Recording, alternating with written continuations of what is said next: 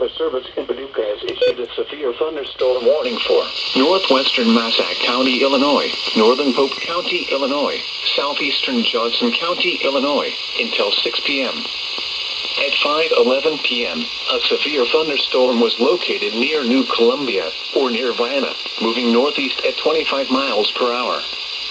Expected hazards include 60 miles per hour wind gusts and quarter-size hail. This is a radar-indicated threat. The following impacts are expected. Hail damage to vehicles is expected.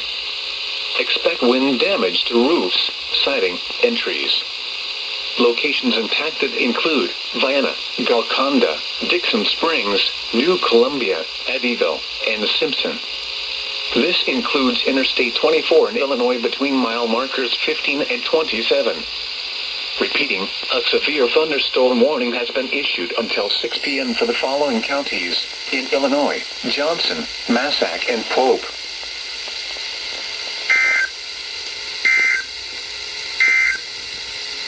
Now for the official